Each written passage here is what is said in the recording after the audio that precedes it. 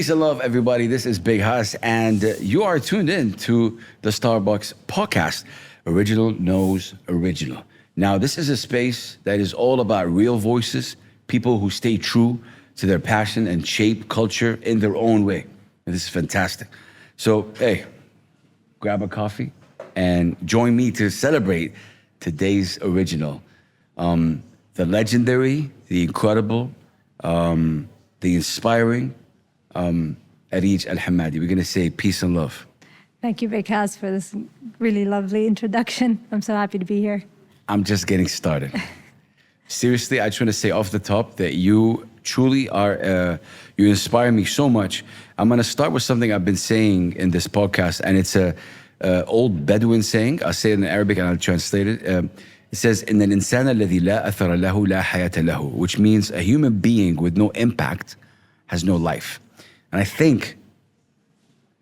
I am sure that you impacted so many people. And this is why I said you're a legend. So again, it's an honor to connect with you. You're incredible in every single way. I want to talk about your passion for this game of football, the most popular, obviously, sport in the world. How did it start, knowing that you obviously come from a family with a lot of, brothers and cousins and, men that play? How did it spark Areej? Honestly, I think my passion for the game came from when I was, like any sport, you watch on TV and then you go and play with your brothers and cousins. And for me, what was different in football than any other sport was every time I was done playing football, I went back to school, I was always thinking about when can I play again. Like, I didn't get that same feeling with any other sport. Is there a reason why? Like, was there a specific, I know you looked up to players like the David Beckhams, the Zidans, I think there's a lot of, from a young age, I think I noticed there was a lot of drama and there was a lot of emotions in the game.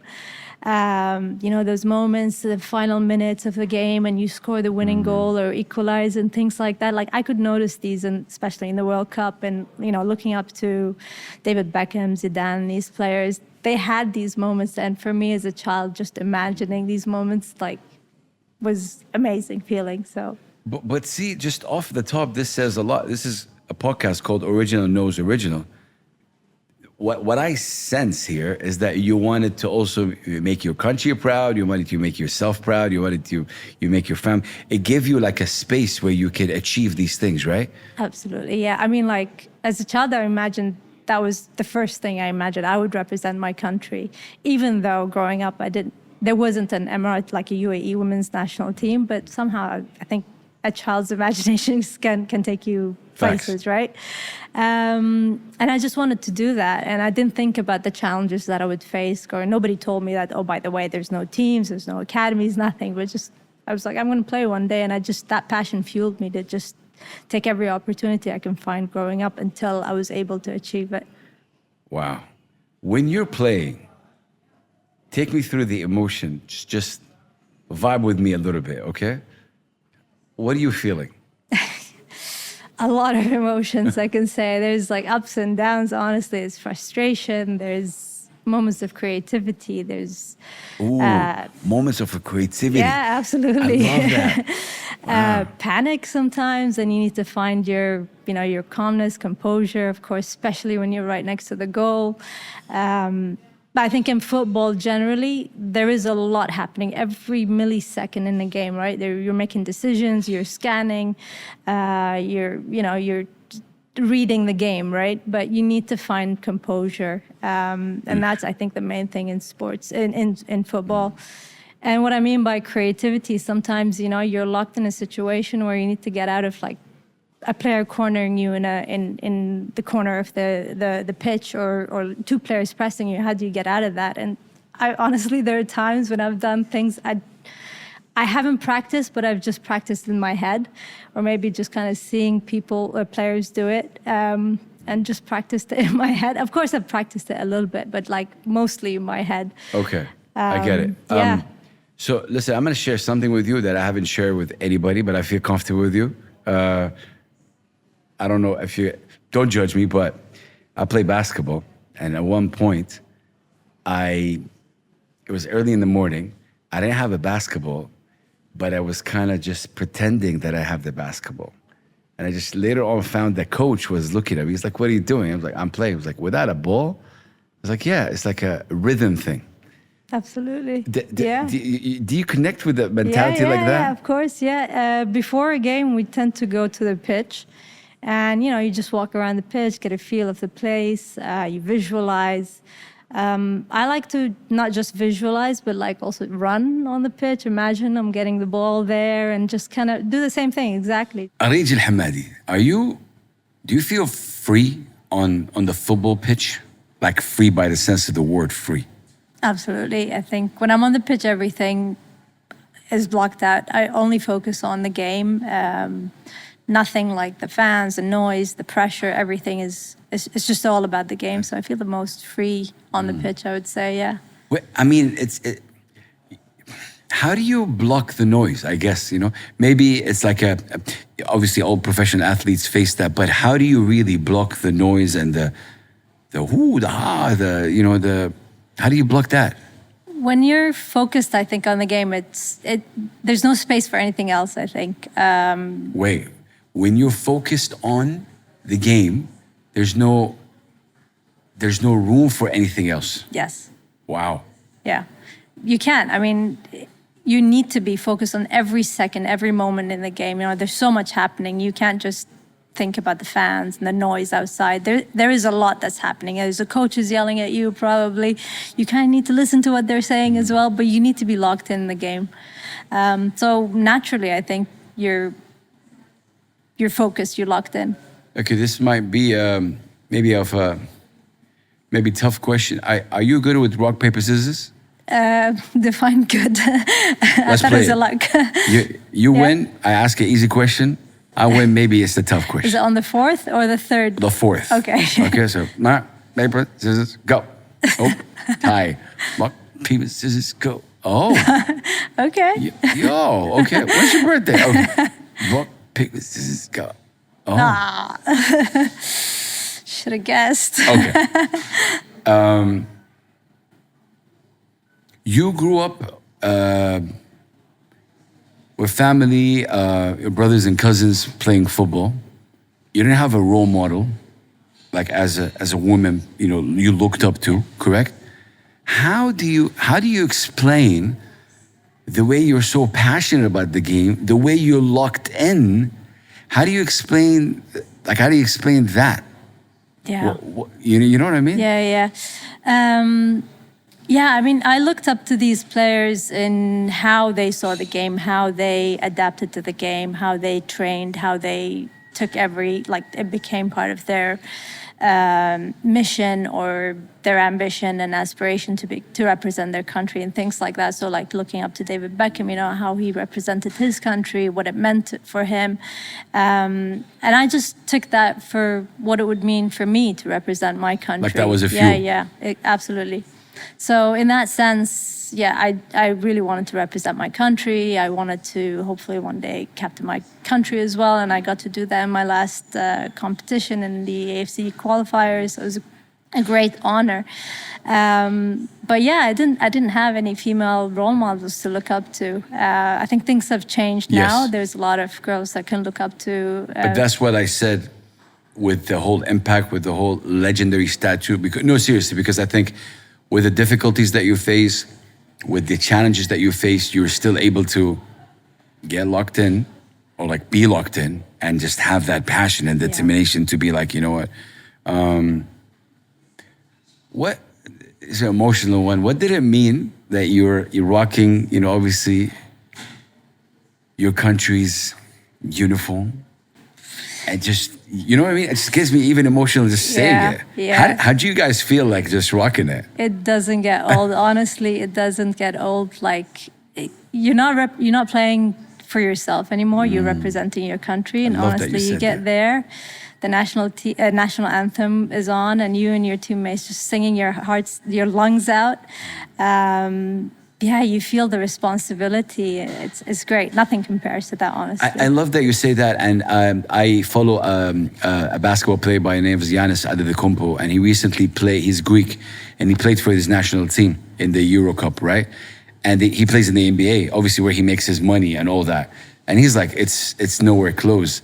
You're making 12 million people happy here in terms of like Greece, rather than just making like a small city or whatever it is. Exactly. So you're making a population happy. You're making a country happy. Yeah. You know, with you score a goal, you give an assist, you defend. So I get it. Sometimes when I meet people like you, as someone who'd done podcast or radio, I got no words. I'm just in awe, really. It's an honor, really. It means a lot coming from you, honestly. Seriously, it's the players that you mentioned, whether it's a David Beckham or Zidane. Who else? Like, who else did you look up to? R9. So he's legendary. Yeah. Ronaldinho. These are just to name a few, Did you honestly. take But a few of each, like a little, like for example, Zidane. What did he inspire you? I like his composure and his like class. You know, he's got class in football. It's just, nobody has that. And you've got players like Beckham. I like his ambition, his loyalty to his teams, to his national team. And then, of course, like R9 and Ronaldinho, there's something else. Honestly, these guys are something else. I can't say I'm like them, but like you aspire to have their skill. I feel like Ronaldinho is just like, he knows football. Like you can give him, he can play football with anything, you know, it's insane. I love that. So, okay, take me back. When did you realize that this dream can actually be a reality? Like, was it a special moment? Okay, you're playing football, you're trying it out. When was it like, hey, this is getting serious?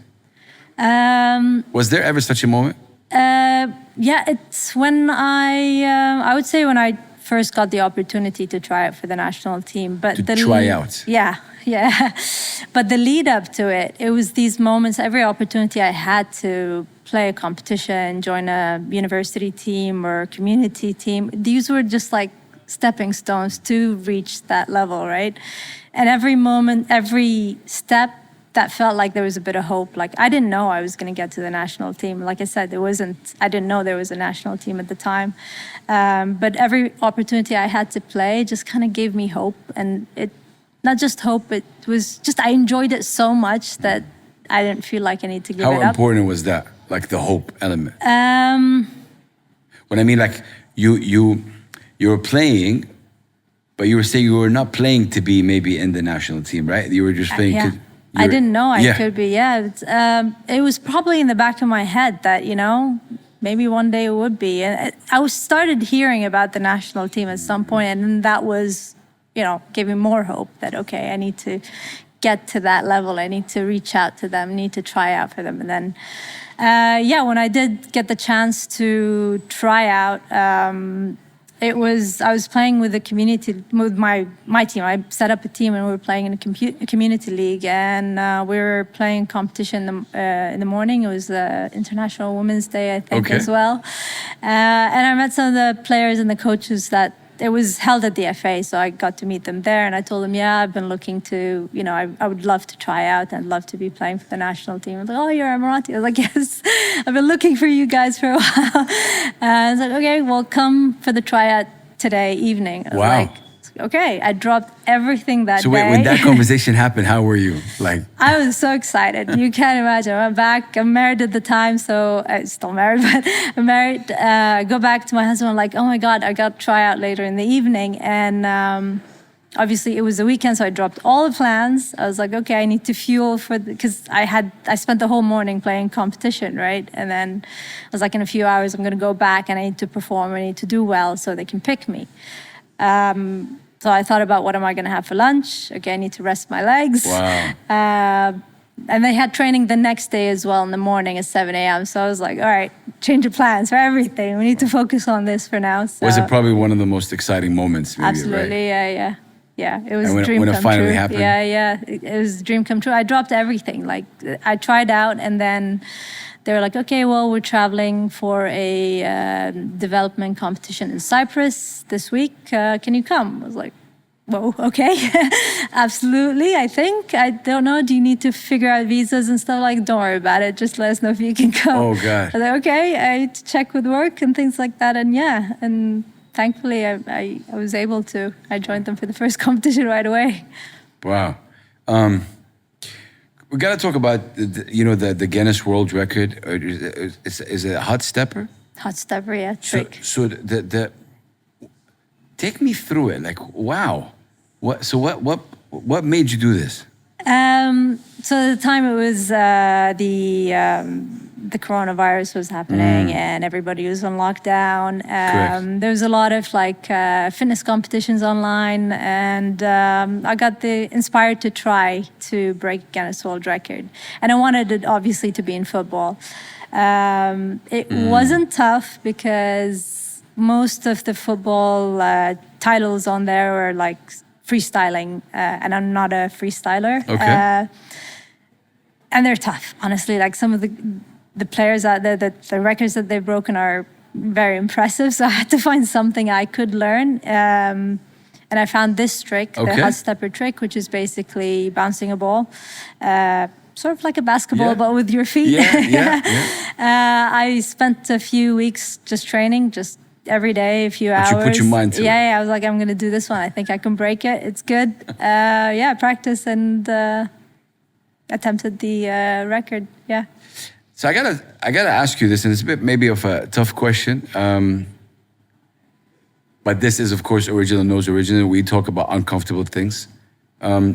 I've seen some, for example, past interviews or people only focusing about this. Now, it's like only all the achievement for you is like that. What do you personally think about? It's a great achievement, don't get me wrong, but it's not the only achievement. Yeah. Now, thank you for bringing that up, actually. It is, I'm really grateful and I'm happy for that achievement. It means a lot to me. But for me, it was never just about this. It was just something I wanted to do, right? But it gave me the platform, though, to speak about football, to speak about the challenges that we face, to pave the way as well for, the younger generation. So it's not about the title, but it's more about, It obviously opened doors in a way. I get it. Exactly. So but I just want to say, for people out there, when you try to expand a little bit, because mashallah, she's so talented. Thank you. This is a question you can ask an artist or a musician or anyone who's talented. Really, how do you deal with critique? How do you family member, a stranger, a coach, I don't know, a media personality, critique, how do you deal with it? I'm the biggest person who critiques biggest critique. Yourself? Yeah, it's just me most of the time, and the hardest on myself. But so I'm always kind of prepared to, media or whatever comments on social media don't really mean much to me unless there's a bit of truth to it. But I would probably, if it is, I would have probably already critiqued myself about it. So I'm already prepared. And then there's my family. They're the toughest as well. My mom would always say things like, well, why didn't you win? Or what did you win? Or things like that. She's always pushing me, obviously, to do the best. So it's never negative or anything like that. But their support is important, the family support. Absolutely. My husband's always, he tells me what I do well and tells me what I could have done better as well. Helps me to see if I haven't seen it as well. I think these are the people that you definitely need in your corner. If everyone is telling you you're doing always good also, it just gets you worried a little bit. Yeah. I wouldn't fall for it. I'm just so hard on myself. But were you always like this? Sorry? Were you always always self-critical? Yeah, I think so. Always. I think as an athlete, you're just constantly evaluating yourself, right? You're always trying to get better. As a good athlete. You can't be an athlete if you don't want to be a good athlete, right? Man, I'll beg to differ. There's so many athletes out there, they don't care.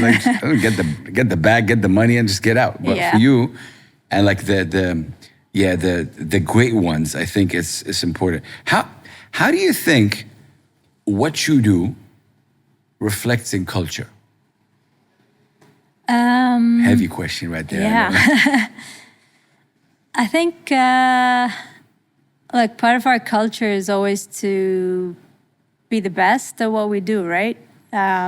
We always want to create trends, good trends, you know, change negative perceptions, break barriers. Yeah. And I think that's what I'm trying to do with football, you know, just pave the way for the next generation to change this mindset about, you know, sports or football not being for women. You know, create more opportunities for the next generation to be able to achieve what we could and more, but with the challenges we had, so they don't have to have the same challenges.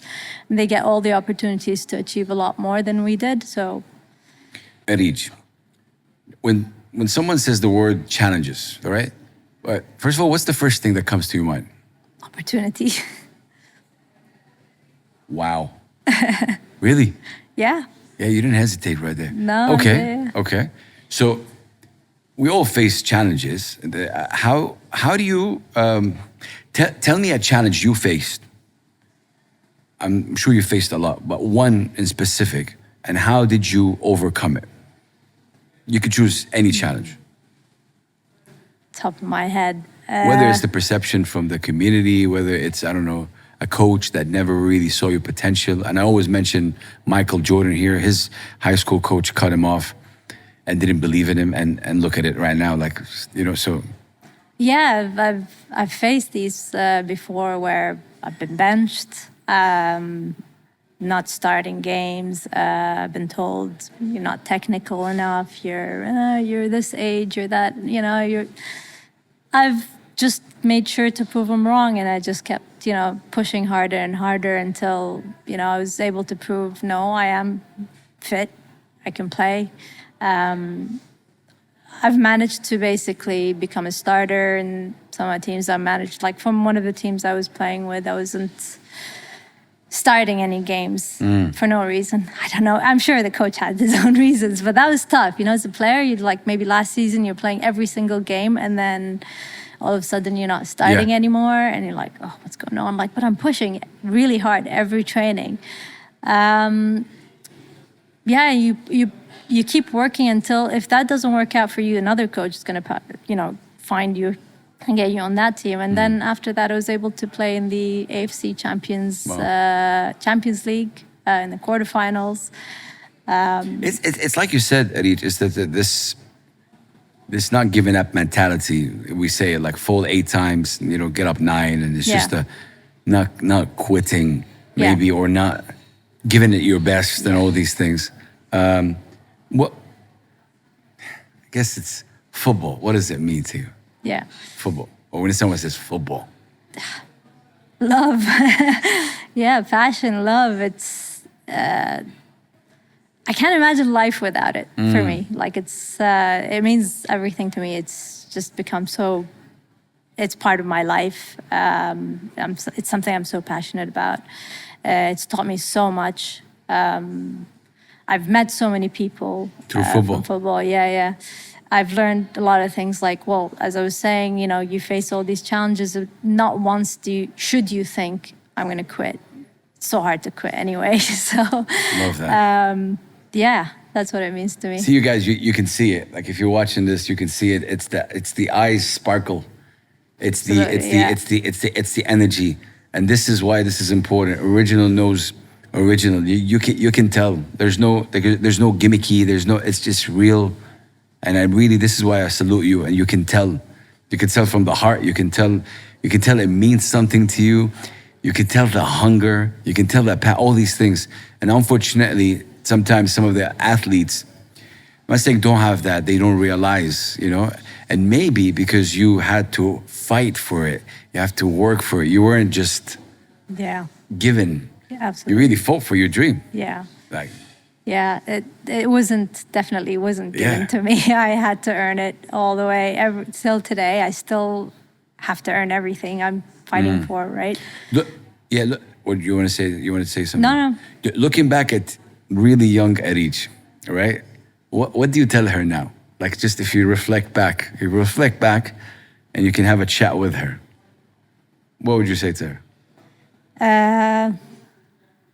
Do everything, but like 3 times more, 10 times more probably. No, I mean, I'd probably let myself know that, you know, you will make it. You're going to represent the national team. So maybe that would change my mindset a little bit. Like maybe I would focus on training a lot more than I already did, or dream even bigger. I don't know how that could be, but because it was something I probably manifested when I was young. But yeah, to just let myself know that good things are coming.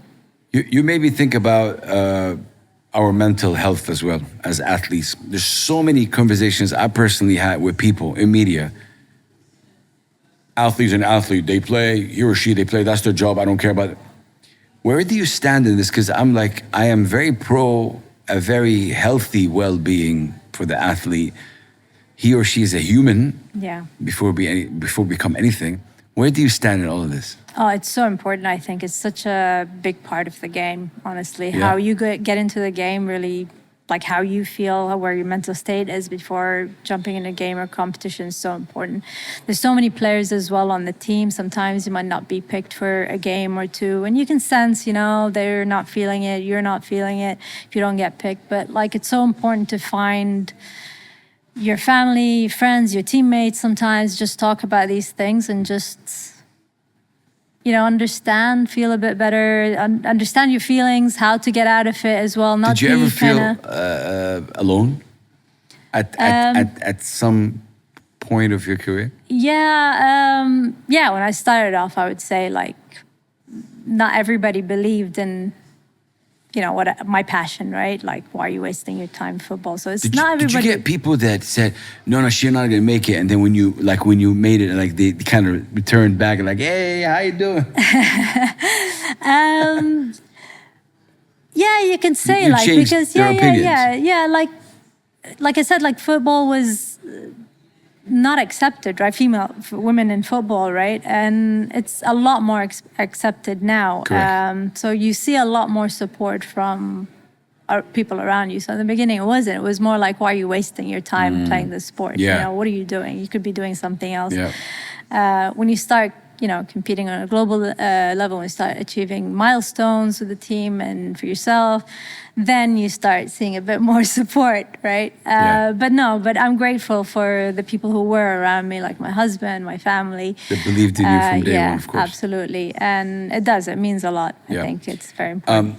Okay, Areej, imagine there's a phone in front of you right here, and you can just pick up the phone and just decide, make a decision that goes either you know, in the country or worldwide, whatever decision you want to make, whatever something you want to fix or amplify. What would you say or do or decide? I would professionalize the game in the country at this moment, I would say. If you asked me maybe 10 years ago, it would be a different answer, obviously. But yeah, this would entail things like professional contracts for players, sponsorships, broadcasts, prize money, things like that, you know. I think that would bring a lot of players to the game. To the game, and to take it a bit more seriously. You know, when it's not at that level, you know, it will raise the competition as well. And obviously, this would also help set up a more professional and ecosystem as well. Yeah, for the next generation. So it just keeps raising the level. You see, guys, for the past, I don't know how many minutes, she keeps proving she's a legend, because even when I asked her that, she said something that will help other people and inspire other people, right? Like, it's not, like, inspire every single female football player that plays in this country. Absolutely, yeah. This is a big thing. I really hope it happens. Wow. Yeah, respect, you know? Thank you. Does Areej listen to music, like when you're practicing, or like, you know, just you're nodding your head? Yeah, absolutely. What I type love of music. Really depends on my, I guess, my mood. Sometimes I'm super excited. I like to match that tempo. So anything from drum and bass rock and roll. Wow. Oldies, psychedelic rock. Nice. Sometimes even pop music, it depends. But I only listen to music, I think, on my way to training or on my way to the game. And once I'm there, I Not try while training. No. In the gym, yes. Yeah, but football, Like obviously, football. you can't. No, you have to be locked into the game, like I said. And when I'm there in the locker room, I like to not disconnect, but be connected with the team, get in the moment, get my head in the game. So The word fear, because where is it in your life? Because with Original Knows Original, we talk about these things, right? We have to talk about the uncomfortable things. So with fear, where is it floating? And maybe it's not floating, but where is it in your life? tough question, really. What life would be without football in my life? Wow. Yeah, that's a scary thing to think about for me, honestly. This is why I connect with you, because I swear, just a couple of months ago, they asked me, I will send you the clip, right? I'll send you the clip. They asked me, what are you fearful of? I said that hip hop disappears. Yeah, I can relate. For me personally, like the hip hop disappears. Like, what? So I connect when you're passionate about something, you don't want it to, Exactly. to go Yeah, away yeah. Oh, wow. Areej, a very simple question. Why do you think football is really the most popular sport in the world? It is the most popular. Like, you can go to certain countries and find their game, but there's no comparison. Football is the Universal. universally. Why? I think because it's simple in the sense that it's simple to play as well. Like, you don't need a football. If you don't have a football, plastic bottle or carton or something I get for what your you're saying. sandals, Yeah. you got a game. You don't even need 2 goals. You can play with 1 goal. True. You can adapt. It's also just easy for kids to get into. I think it's, from what I understand, is like it's just easy for them to adapt and play. But mostly, I think it's just it's easy to play. Like, just put sandals, put your football. So I think for me, just kind of growing up watching Captain Majid, I know, like, it's and how the honor of representing, like, your country, right? I think this also plays, especially on a World Cup kind of thing. Everything is grand. All the media is covering. Everything is all the people who don't watch any football, they watch the World Cup. Yeah. So I think it's because of that as well. I feel a lot of people gravitate to that. There's a lot of pride, honor, representing, and You're right. Yeah, absolutely. it's I mean, it happens in all sports. You play, but with football on a grand level. Yeah, absolutely. I think it's, as they say, the greatest show on earth. Facts. Yeah. Would you still? You said you're not like freestyle if no one is watching. Let's say, would you ever do that? Yeah. I do it for the love of the game. I would say it's not for people. It's not for the crowds or fans or whatever. So that's what makes me keep going. I enjoy it, whether someone's watching or not. So, for sure.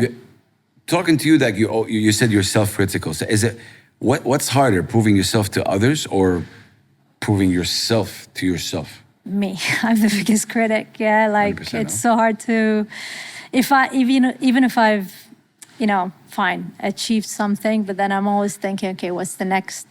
What can I do better? It's tough. Wow.